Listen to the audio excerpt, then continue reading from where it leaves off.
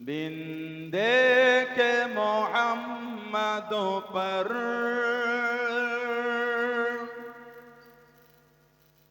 कुर्बान जमाना है।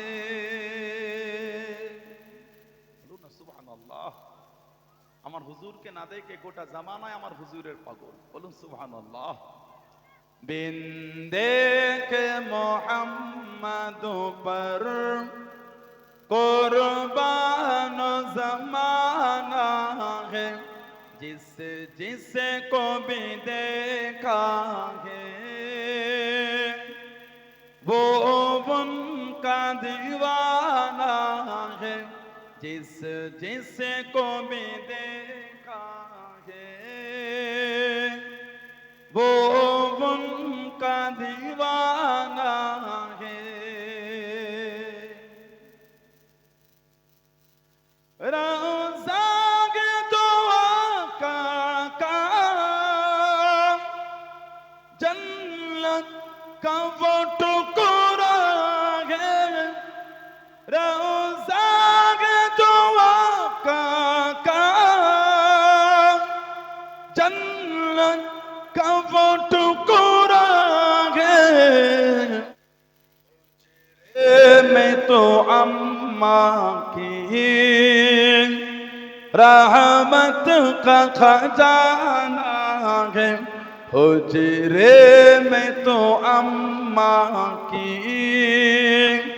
रहमत का खजाना है। बिन देखे मोहम्मद पर कुर्बान जमाना है। जिस जिसे को भी देखा है वो उनका दीवाना है। वो सो दिल से बुलंदी पर पहुंची है मेरी किस्मत। वो सो दिल से बुलंदी पर पहुंची है मेरी किस्मत। जिस दिन से मोहम्मदों का होठों पे तराना है। बोलो ना सुभान अल्लाह।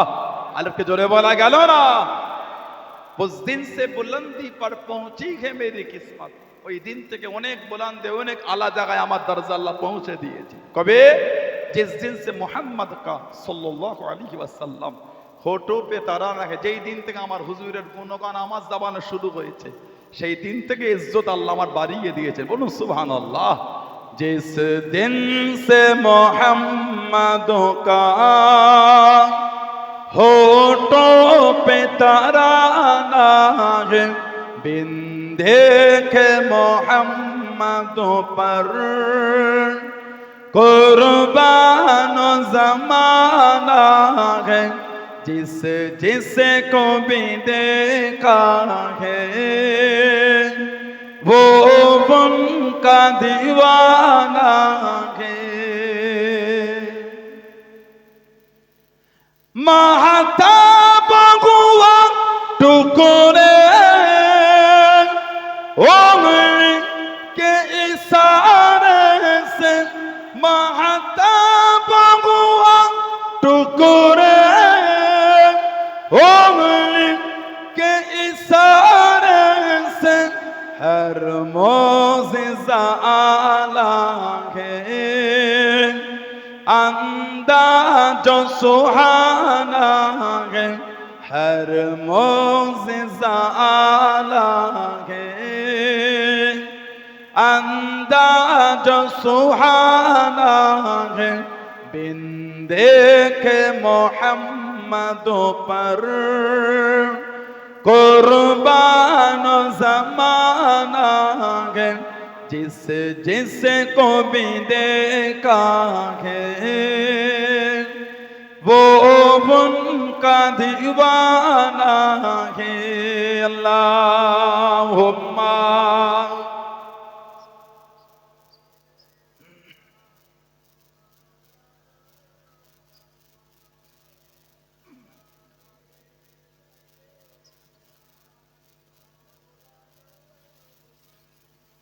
قال الله تعالى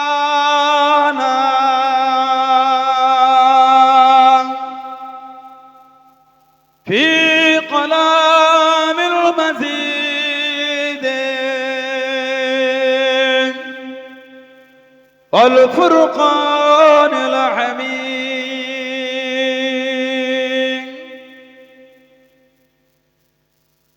آمنوا كما آمن الناس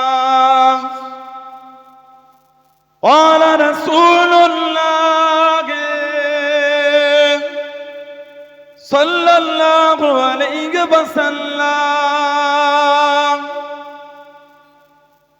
لا تسبوا أصحابي प्यारे हाजिराने मजलिस আমার ইমানদার ভাইয়েরা নেককার আল্লাহওয়ালা গণেরা যুবকেরা মুরব্বিয়ান বাপজানেরা সমবয়স্ক আমার নওজওয়ান গণেরা আজকের আমাদের এলাকার সুন্দর মাহফিলের একনিষ্ঠ কর্মী কমিটি সাহেবান গণেরা বিভিন্ন গ্রাম বিভিন্ন পাড়া থেকে আগত আমার ফুরফুরা শরীফের মুজাদ্দিদুজ জামান হুজুরের সিলসিলার মুরিদ মুতাকিদিন পাগল গণেরা পর্দার আড়ালে অবস্থিত আমার মা ও বোনেরা আজকের মাহফিলের সম্মানীয় অত্র এলাকার মসজিদের ইমাম সাহেব সহ সম্মানীয় উলামা হযরত গণেরা খিদমতে এসে হাজির হয়েছে আমি অদম গুনাহগার নালায়েক খাকসার পাপী আমার মনে হয় আজকের মাহফিলে যতগুলি মানুষ বসে আছেন সবচাইতে বড় গুনাহগার থাকতে হলে সেটা আমি আছি আমি পাপী আমি গুনাহগারকে আল্লাহ আপনাদের কাছে হাজির করিয়েছেন দোয়া করেন আল্লাহ পাক যেন গুনাহগারের জবান থেকে কিছুক্ষণের জন্য হলো আল্লাহ পাক কিছু বলার মতন তৌফিক ইনায়েত করেন বলু সকলে আল্লাহুম্মা আমিন তার সাথে সাথে আল্লাহ পাক আপনাকে এবং আমাকে উভয়কে শুনে এবং বলে আমল করা তৌফিক ইনায়েত করেন বলু সকলে আল্লাহুম্মা আমিন আমার আল্লাহ পাক জল্লে জালালুহু জল্লে শানুহু তানা দরবারে লাখ লাখ শুকর কোটি কোটি শুকর যে আল্লাহ পাক আপনাকে আমাকে আমাদের সকলকে এরকম একটা সুন্দর মাহফিলে বসার একটু সুযোগ করে দিলেন সকলে মিলে আল্লাহ পাকের শুকর আদা করে বলুন আলহামদুলিল্লাহ আর এরকম একটা মাস এটা রহমতের মাস বরকতের মাস গুনাহ মাফের মাস হলো শাবান আরবি মাসে এটা হলো শাবান এর আগেরটা ছিল রজব আর এর পরেরটা হলো রমাদান এর আগের মাসটা রজব যে মাসে আল্লাহ 5 ওয়াক্ত নামাজকে ফরজ করে আল্লাহ আমার নবী পাককে দিয়ে পাঠিয়েছিলেন আমাদের নবীকে আল্লাহ মেরাজ শরীফে নিয়ে গিয়েছিলেন রজব মাসে আল্লাহর নবী শানে আল্লাহ পাক বললেন সুবহানাল্লাযী আসরা বিআবদিহি লাইলাম মিনাল মসজিদুল হারাম ইলাল মসজিদুল আকসা আল্লাহ পাক রাত্রিরে তিনি তানার বান্দাকে মসজিদুল হারাম থেকে মসজিদুল আকসা পর্যন্ত আল্লাহ সায়ের করিয়েছেন বলুন না সুবহানাল্লাহ আল্লাহ পাক এই নবীকে নিয়ে যাওয়ার আগে আল্লাহ প্রথমে জিকির করেছেন সুবহানাল্লাযী আল্লাহ পাক জানার জাতটা হলো পাক আর পবিত্র সুবহানাল্লাহ বললেন আমার আল্লাহ আমাদের নবীকে নিয়ে যাওয়ার আগে তার জাত যে পাক আর পবিত্র ওটা জিকির আগে করেছে নবী পাক গেলেন বাইতুল মুকাদ্দাস ওখান থেকে হয়েছে নবী পাকের উরুজ উরুজ মানে হলো ঊর্ধ্বগমন উরুজ থেকে হয়েছে মেরাজ প্রথম আসমান দ্বিতীয় আসমান তৃতীয় আসমান চতুর্থ আসমান পঞ্চম আসমান ষষ্ঠ আসমান সপ্তম আসমান সিদরাতুল মুনতাহা জিবরাইল আলাইহিস সালাম দাঁড়িয়ে গেলেন হুজুর আমি অতিক্রম করতে পারবো না সিদরাতুল মুনতাহা বড়ই গাছ কুল গাছের বর্ডার সীমানা সিদরা মানে বড়ই গাছ মুনতাহা মানে বর্ডার সিদরাতুল মুনতাহা বড়ই গাছের বর্ডার এই সীমানার আগে জিবরাইল আলাইহিস সালাম দাঁড়িয়ে বলেন ইয়া রাসূলুল্লাহ সাল্লাল্লাহু আলাইহি ওয়াসাল্লাম হুজুর এবার আপনি যান আমি যান না আল্লাহর সৃষ্টির মধ্যে একজন অতিক্রম করেছেন তিনি হলেন কেবলমাত্র শুধুমাত্র একমাত্র আমাদের নবী বলুন না সুবহানাল্লাহ আমার নবী ৭০,০০০ নূরের পর্দা অতিক্রম করলেন লা জামান আল্লাহ মাকানে চলে গেল জামানও নেই মাকানও নেই লা জামান আর লা মাকান, সেখানে গিয়ে আমার আল্লাহ পাকের দিদার নিয়ে হুজুর আবার ফিরে এসেছেন। আবার দুনিয়া এসে হুজুর যে বিছানা থেকে উঠে গিয়েছিলেন তখনও বিছানাটা গরম ছিল, আর ওই যে বাড়ির জিঞ্জির ছিটকিনি তখন ওটা নড়ছিল, আর হুজুর যে উদু বানিয়ে গিয়েছিলেন তখনও পানিটা গড়াচ্ছে। বলুন না সুবহানাল্লাহ। এতটা কিছু অতিক্রম করেছেন হুজুর। হুজুর বলছেন এই যে বরাক, আর ওখান থেকে হুজুরকে নিয়ে যাচ্ছে রফ রফ, আরো দ্রুত। হুজুর বলছে আমার চোখের দৃষ্টি যত দূর যায় এক একটা পা ফেলছে তার চাইতে দূরে। সুবহানাল্লাহ বলে। ইদানিং আমাদের বাড়ির কিছু কিছু ভাই মোবাইলের ভিডিও ঘেটে ঘেটে সশরীরে হুজুরের মেরাজ যাওয়া ওটাকে ইনকার করে যে এটা কি করে হয়। হুজুর যদি খবে মেরাজে গেলেন আস্তাগফিরুল্লাহ, তাহলে হুজুরের আলাম ওজেদা হলো কি করে? স্বপ্নে তো হুজুর অনেকবার গিয়েছেন। বলুন না সুবহানাল্লাহ। 2 নম্বর, হুজুর যদি স্বপ্নে যে গিয়ে থাকে তাহলে তো কাফেরদের ওটা অস্বীকারের কোনো জায়গা নাই। বামুনিয়া এলাকা এতগুলি ভাই বাপজি যুবক সবাই আমরা মুরব্বীরা বসেছি, আমার মা বোনগুলি পর্দার আড়ালে বসেছেন। বলে কালকে সকালে, আগামীকাল সকালে আমাদের বাড়ির 5টা যুবক ঘটকপুকুর বাজারে কাজে গিয়ে চা খেতে খেতে গল্প করছে, কালকে তো বিরাট কিছু হয়ে গেল। কেন রে স্যার বলিস নি, কালকে রাতে যা হয়েছে বলার মতো না। বন্যা রে ভাই, কি অমন করছি কেন, সেটা বিরাট ব্যাপার। আবার বল, বলে কালকে রাতে আমি তো সে হেলিকপ্টার করে চেপে কতটা ঘুরে ফেললাম। গল্প করলাম, সত্যি বলে বিশ্বাস, তোকে মিথ্যা বলো বলে মনে হয় তো? আমি কোনোদিন মিথ্যা বলছি না, তুই তো মিথ্যা বলিস। হেলিকপ্টার করে অনেক ঘুরে ফেললাম, সত্যি বলছে অনেক ঘুরে, মালঞ্চ ফালঞ্চ সব দেখতে পাচ্ছিলাম, সব হেলিকপ্টার করে। সত্যি আমাকে বললি না তুই? তো স্বপ্ন রে, কবে গেছিলাম, কি মনে হলো বলেন? অস্বীকার বলে মনে হচ্ছে আপনার? স্বপ্নে চেপেছিস, আগে বলবি তাই সত্যি চেপেছিস হয়তো। স্বপ্নে আমাদের জীবনে অনেক কিছুই ঘটে, ওটা অস্বীকারের কোনো গল্প নাই। হুজুর যদি এই যাওয়া স্বপ্নেই হলো তাহলে কাফেরদের ইনকারের কোনো জায়গা ছিল না। স্বপ্নে গিয়েছো ও তাহলে হতে পারে, হুজুরদের সশরীরে গিয়েছেন। কাফের গুরু বলছে এটা কি করে হয়? জান্নাত ঘুরেছে, জাহান্নাম ঘুরেছে, আল্লাহ দিদার নিয়েছে, আবার একই রাতে ফিরে এসে, এটা সম্ভব না। আবু বকর সিদ্দিক বলছে আমি মানি, দুনিয়ার কারোর জন্য মানি না, আল্লাহর রাসূলের জন্য মানি। জোরে বলুন না সুবহানাল্লাহ। হুজুরের মেয়েরাজ যদি স্বপ্নেই হলো তাহলে আল্লাহর নবীর জিসিম শরীফটা কোথায় ছিল? আল্লাহ তো বলছেন আমি আল্লাহ আমার বান্দাকে মসজিদুল হারাম থেকে মসজিদুল আকসায় সায়ের করিয়েছি। হুজুরের জিসিম শরীফ মক্কা শরীফ ছিল না বাইতুল মুকাদ্দাস ছিল? হুজুরের মেয়েরাজ যদি স্বপ্নেই হলো, বোরাকের কি প্রয়োজন ছিল, রাফরাফের কি প্রয়োজন ছিল? স্বপ্নে হলে বোরাক কেন লাগবে, রাফরাফ কেন লাগবে? হুজুরের মেয়েরাজ মানতে পারছো না, সুলাইমান আলাইহিস সালামের উম্মতের ওটা মানতে পেরেছো?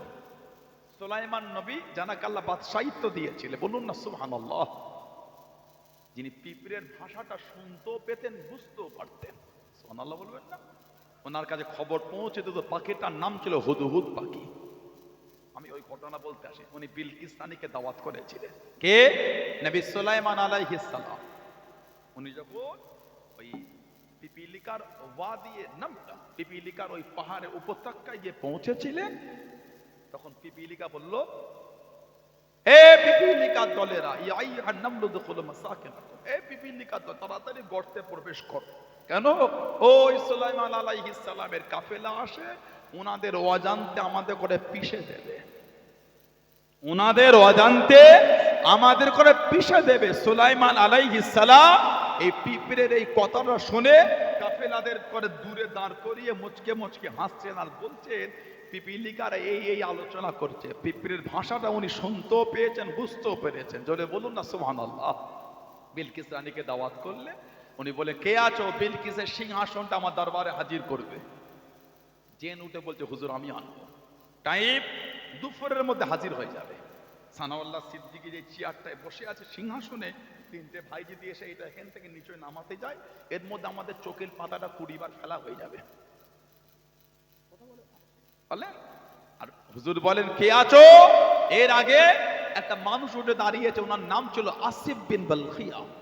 আসিফ বিন বালখিয়া উনি বললেন, হুজুর আপনার চোখের পাতাটা ফেলবেন আর খুলবেন, বিলকিসের সিংহাসন হাজির করে দেবো। জোরে বল। সুলাইমান আলাইহিস সালামের উম্মত বিলকিস রানীর সিংহাসনটা হুজুরের দরবারে আনবে, বলছে চোখের পাতা ফেলবে আর খুলবে। ওটা বিশ্বাস করতে পেরেছো? আল্লাহ বলছে আমি আল্লাহ আমার বান্দাকে নিয়ে গিয়েছি, ওটা বিশ্বাস করতে পারো না? ওটা মানতে পারো না? আল্লাহ বলছে আমি নিয়ে গিয়েছি। শুধু নবীর মেরাজের কথা বলেনি, আগে নিজের জাত যে পথ ওটা বলেছেন, সুবহানাল্লাহি আসরা, আমি আল্লাহ আমার জাত হলো পাক আর পবিত্র, আমি আল্লাহ আমার বন্ধুকে নিয়ে গিয়েছি। জোরে বলেন না সুবহানাল্লাহ। হে হুজুরে ভালোবাসা মহাব্বত নিয়ে এসেছে। এটা হলো আরবি মাসের শাবান। এটা এসে বসেছেন, এতক্ষণ আলোচনা শুনলেন, ভাই আলোচনা করলেন, সাইফুল্লাহ ভাই শুনলেন, শুধু শুনে চলে গেলে হয় না, কিছুটা হলো জীবনের রূপ দেন।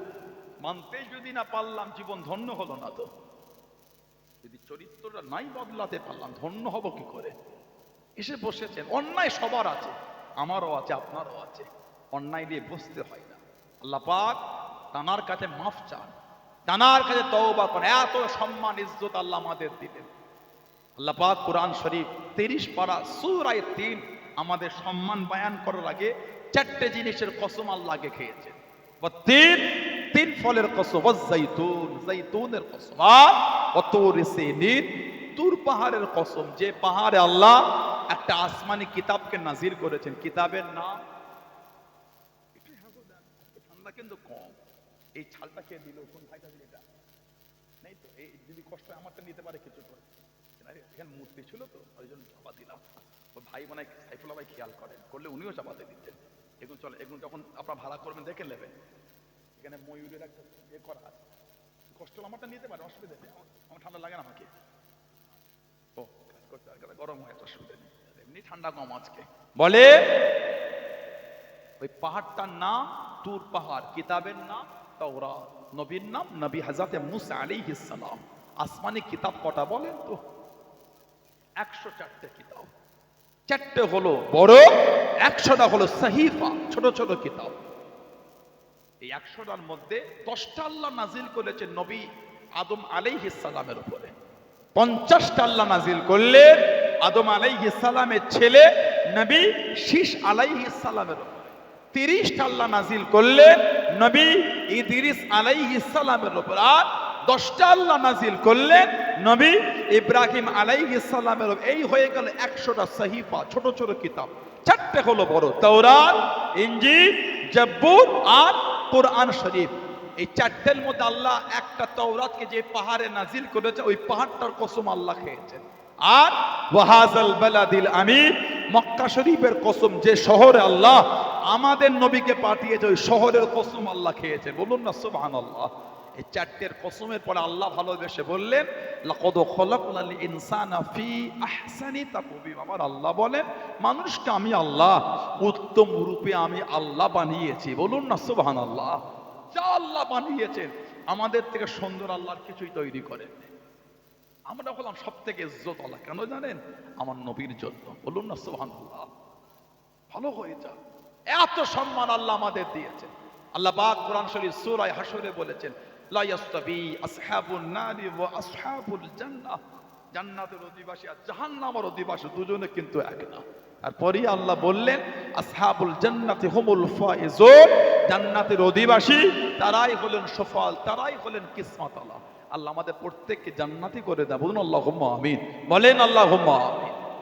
যারা মেরেছেন, যারা ভালোবেসেছেন, যারা সম্মান করেছেন, তাদের থেকে জীবন চরিত্র বদলাবার চেষ্টা করেন। ভালোবাসার মতন ভালোবেসে আমার হুজুরের সাহাবারা, আল্লাহ নবী সাহাবাদের জীবনী পড়েন। আল্লাহ নবী নববী শরীফে ওয়াজ করেন, ও যুবকেরা, আল্লাহ নবী সাল্লাল্লাহু আলাইহি ওয়াসাল্লাম সাহাবাদের নিয়ে বয়ান করেন। আল্লাহ পাক কোরআন শরীফের আয়াতটা নাযিল করে দেন। কোরআন শরীফ 26 পারা সূরা হুজরাতের 2 নম্বর আয়াত নাযিল হয়ে গেল, ইয়া আইয়ুহাল্লাযীনা আমানু, এই ইমানদার বিশ্বাসী বান্দা বান্দীগণেরা, লা তারফাউ আসওয়াতাকুম ফাওকা সাওতিন নবী, খবরদার খবরদার আমার হাবিবের কাঁধে, আমার হাবিবের সামনে হাবিবের কথা আমাদের উপরে তোমাদের আওয়াজটা জোরে করো না, শব্দটাকে লাউডলি করো না। ওয়ালা তাজহারু লাহু বিল কওলি কাজআরি বাযিকুম লিবাযিন, যেমন তোমরা একে অপরের সাথে কথোপকথন করো ওইভাবে কথা বলো না, ওইভাবে আলোচনা করো না। আনতাবাতা আমালুকুম, তোমাদের জীবনের আমলগুলি এমন ভাবে ধ্বংস হয়ে যাবে, ওয়া আনতুম লা তাশউরুন, তোমরা কিছু বুঝতে পারবে না, তোমরা কিছু জানতে পারবে না। ও যুবকেরা, হযরত সাবেদ ইবনে কায়েস রাদিয়াল্লাহু তাআলা আনহু কাঁদতে কাঁদতে উঠে গেলেন, কাঁদতে কাঁদতে বাড়ি চলে যায়। কে? সাবেদ ইবনে কায়েস আল্লাহ নবীকে মদিনা শরীফে কবিতাখানা বলে বক্তৃতাখানা দেব সম্মান যিনি জানিয়েছিলেন, জোরে বলুন সুবহান, আর একটু জোরে বলুন সুবহান। উনি হুজুরকে কবিতার বক্তৃতা দিয়ে আহলান সাহলান ওয়েলকাম জানিয়েছিলেন। হযরত